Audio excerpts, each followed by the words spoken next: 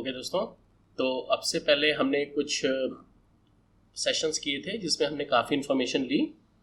और आज के सेशन में हम लोग बात करेंगे ऑपरेटर्स के बारे में। ऑपरेटर्स क्या होते हैं? ऑपरेटर्स बेसिकली एक कोड एलिमेंट होता है जो हमको दो वैल्यूज़ के बीच में कुछ या एक से ज़्यादा वैल्यूज़ के बीच में कुछ टास्क परफॉर्म करने में मदद करता है। कोई लॉजिकल टास्क हो सकता है, कोई मैथमेटिकल टास्क हो सकता है, कोई कंपैरिजन टास्क हो सकता है, कोई कॉन्कैटिनेशन टास्क हो सकता है। तो ऑपरेटर्स कई तरह के होते हैं जो इन चार कैटेगरीज में डिवाइड होते हैं: arithmetic operators, comparison operators, logical operators और कॉन्कैटिनेशन ऑपरेटर्स। अरिथमेटिक और या मैथमेटिकल ऑपरेटर्स हमको मैथमेटिकल टास्क परफॉर्म करने में मदद करते हैं। कंपैरिजन ऑपरेटर्स हमको दो वैल्यूज के बीच में कुछ कंपेयर करने में मदद करते हैं। लॉजिकल ऑपरेटर्स हमको कुछ लॉजिक पे काम करने में मदद करते हैं। और कॉन्कैटिनेशन दो वैल्यूज को आपस में जोड़ने में मदद करते हैं।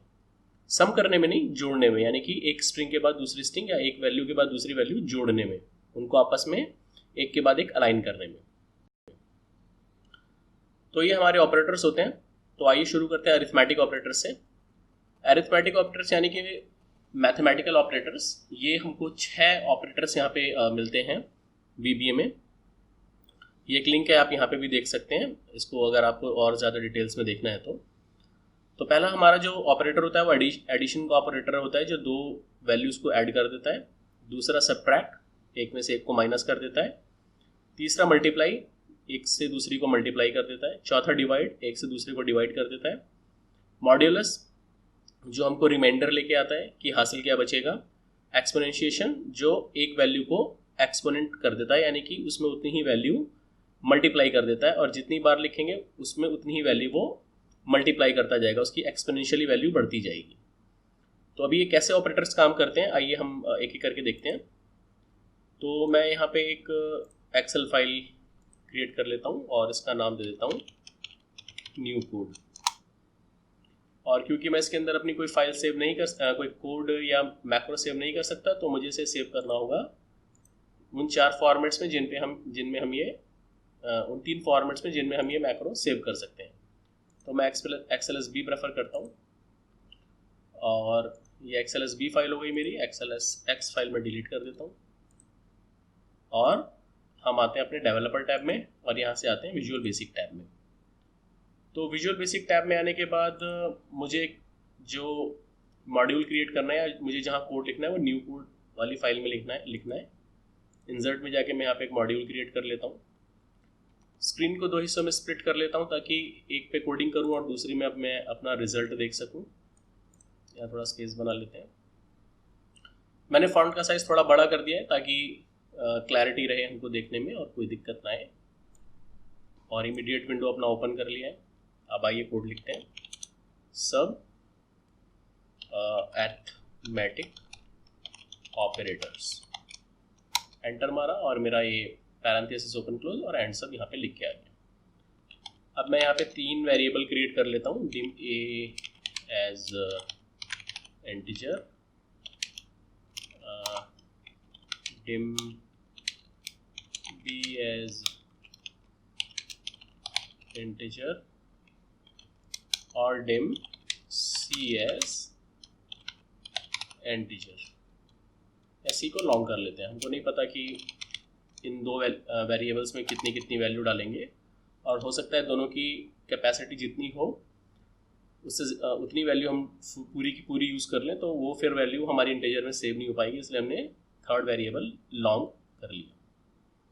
ओके, उसके बाद हम a की वैल्यू दे देते हैं 100 कि आप a की वैल्यू यहाँ पे 100 असाइन कर दी है।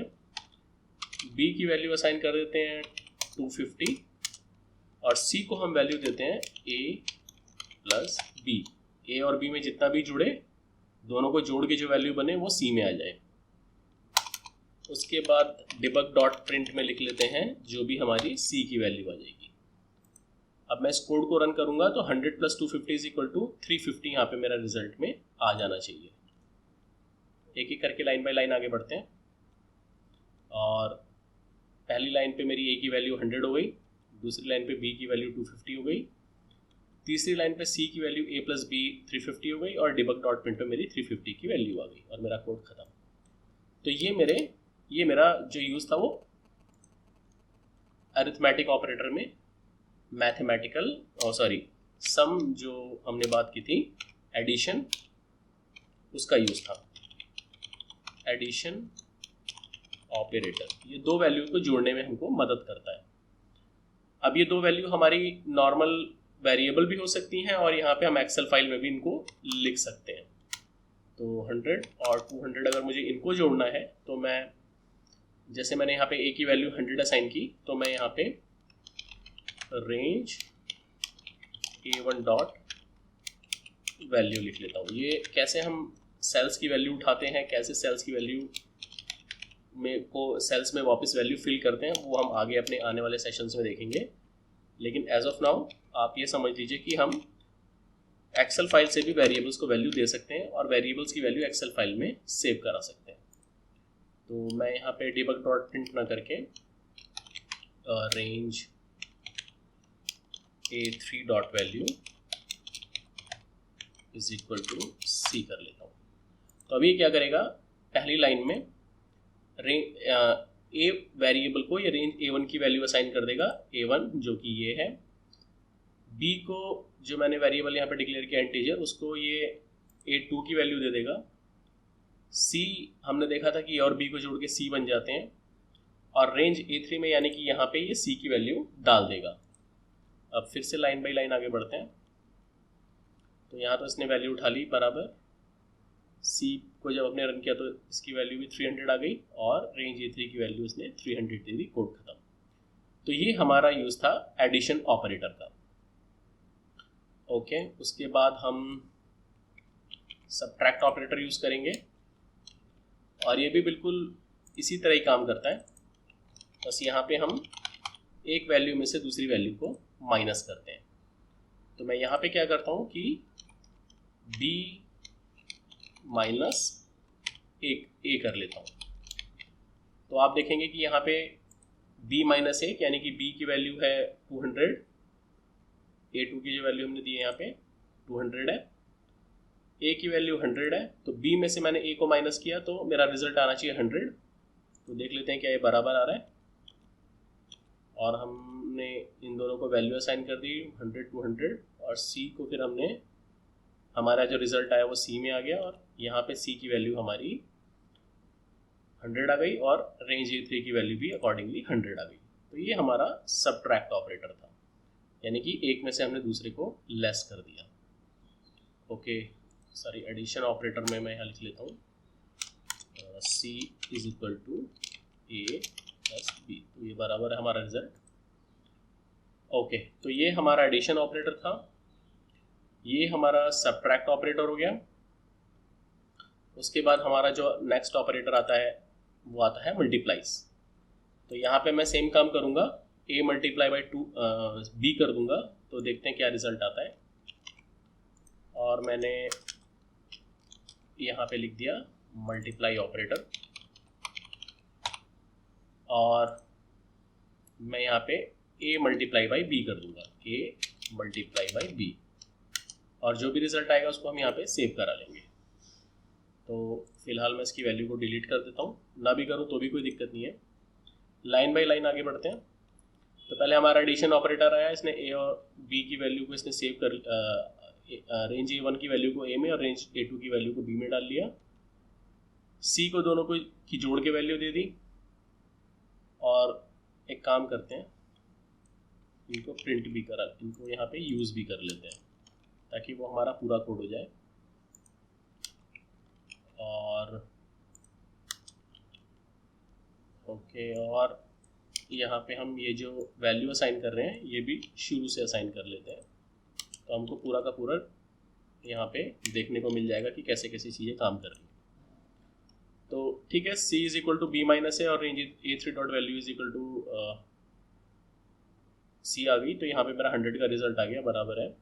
अब मल्टीप्लाई ऑपरेटर में फिर से मैं रेंज a को रेंज a1 की वैल्यू दे रहा हूँ तो 100, b को रेंज a2 की वैल्यू दे रहा हूँ 200, c is equal to a into b, दोनों को मैंने मल्टीप्लाई कर दिया तो c की वैल्यू 20,000 आ गई, और रेंज a3 में c की वैल्यू डाल देता हूँ तो ये 20,000 आ गई।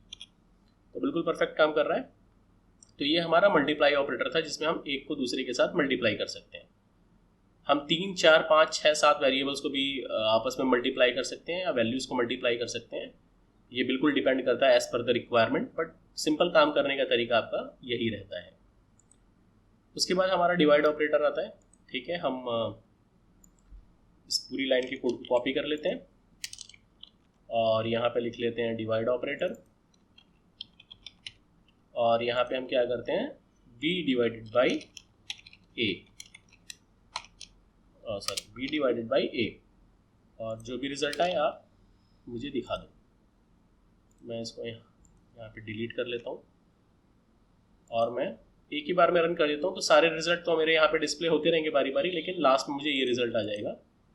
तो मैंने रन कर लिया और मेरा रिजल्ट आ गया 2। तो आप देखेंगे अगर मैं b को a से डिवाइड करता हूँ तो मेरा जो रिजल्ट आएगा वो 2 आएगा, और उसने यहाँ पे उसको प्रॉपरली प्रिंट भी कर दिया, यहाँ पे शो कर दी वैल्यू।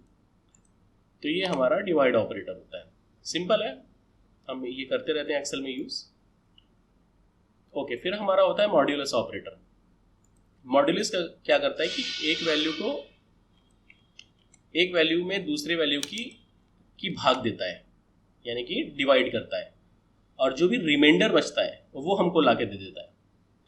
अब यहाँ पे हमारा थोड़ा सा टिपिकल रहेगा, जैसे कि मान लीजिए मैं यहाँ पे 100 को 3 से डिवाइड करता हूँ, तो देखते हैं हमारा रिमाइंडर क्या बचता है।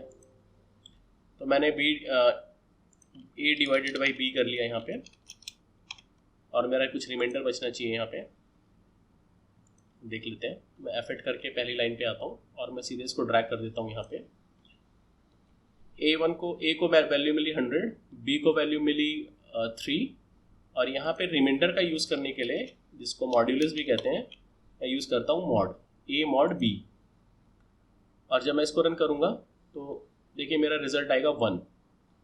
तो होता क्या है कि जब भी हम 100 में 3 का डिवाइड करेंगे तो ये अपने हिसाब से उसको डिवाइड करता जाएगा, और जो भी हमारा लास्ट में रिमाइंडर बचेगा उसको यहाँ पे शो कर देगा। अभी मैं 100 में 7 का डिवाइड कर लेता हूँ, तो देखते हैं क्या रिजल्ट आता है। और मैंने यही किया, और यहाँ पे मेरा रिमाइंडर आया 2, यानी कि जब मैं 100 में 7 से भाग करूँगा, डिवाइड करूँगा, तो जो लास्ट में मेरा हासिल बचेगा, जो रिमाइंडर बचेगा वो 2 बचेगा। तो इसने मुझे एक ही बार में यहाँ पे रिजल्ट ला के दे दिया। और एक काम करते हैं, 100 में 10 से डिवाइड करते हैं, यहाँ पे मेरा रिमाइंडर 0 आना चाहिए, कुछ भी रिमाइंडर नहीं आएगा। तो ये देख लेते हैं एक बार, इसको सीधे ड्रैग करके यहाँ ले आता हूँ और मेरा रिमाइंडर यहाँ पे 0 आ गया। तो देख रहे हैं 10 डिवाइडेड बाई 100 डिवाइडेड बाई 10, तो रिजल्ट आएगा 10, और फिर उसके बाद 10 डिवाइडेड बाई 10, तो रिजल्ट आएगा 1, और फिर उसमें जो भी हम भाग देते हैं तो उसके बाद जो हमारा फाइनली जो हासिल आएगा वो 0 आएगा, यानी कि 100 पूरी तरह से 10 से डिवाइड हो जाएगा। तो कोई मेरा मतलब यहाँ पे रिमाइंडर या हासिल नहीं बचेगा। तो ये हमारा मॉड्यूलस ऑपरेटर होता है। हालांकि यूज़ में बहुत कम आता है, बट समझना जरूरी है। उसके बाद हमारा आता है एक्सपोनेंशिएशन। तो एक्सपोनेंशिएशन में क्या है कि अगर मान लीजिए मैंने यहाँ पे 10 की वैल्यू ले ली और 10 को 10 बार 10 से मल्टीप्लाई कर दिया, जैसे कि 10 एंड देन 10 एंड देन 10, तो मैं एक काम करता हूँ, मैं इनको यहाँ पे 10 टाइम्स लिख लेता हूँ, और ये मेरा यहाँ पे 10 टाइम्स आ गया, सॉरी ये 5 बार हो गया और ये 5 बार हो गया। तो पहले लाइन में मैं क्या करता हूँ, दिस मल्टीप्लाई बाई दिस कर लेता हूँ, तो यहाँ पे मेरा रिजल्ट आ जाएगा। सेम मैं यहाँ पे करता हूँ, सॉरी अब मैं यहाँ पे क्या करता हूँ कि 100 को जो भी रिजल्ट आता है उसको 10 से मल्टीप्लाई कर देता हूँ, और जो भी रिजल्ट आता है उसको यहाँ पे 10 से मल्टीप्लाई कर देता हूँ, सॉरी। तो इस तरह से मैं जितनी बार भी इसको मल्टीप्लाई करता जाऊँगा, तो फाइनली जो मेरा रिजल्ट यहाँ पे आएगा सबसे लास्ट में, वो सीधे सीधे ये वाला जो एक्सपोनेंशिएशन ऑपरेटर ये मेरे को लाके दे देगा। तो एक बार ये भी कर लेते हैं, ये सिंपल सा मेथड है, भी हमारी ऐसी यहाँ पे काफ़ी हेल्प कर देता है। तो एक्सपोनेंशिएशन का यूज़ करने के लिए हम शिफ्ट और 6 की दबाते हैं तो ये एक्सपोनेंशिएशन आ जाता है, यानी कि आप a को एक्सपोनेंट कर दो b तक, b जितना। तो देख लेते हैं एक बार रिजल्ट क्या आता है। मैंने F8 दबाया और इस लाइन को सीधे मैं यहाँ पर ड्रैग कर देता हूँ। तो इसने a में रेंज A1 की वैल्यू ले ली विच इज़ 10, b में रेंज A2 की वैल्यू ले ली विच इज़ ऑल्सो 10, c में एक्सपोनेंशिएशन की वैल्यू ले ली। तो इतना ज़्यादा एक्सपोनेंट हो गया कि ये संभाल ही नहीं पाया c, ये लॉन्ग को नहीं संभाल, लॉन्ग की एक लिमिटेशंस हैं, तो ये संभाल नहीं पाया। हमको क्या करना पड़ेगा, हमको यहाँ पे डबल का यूज़ कर लेते हैं। तो देखते हैं डबल क्या संभाल पाता है।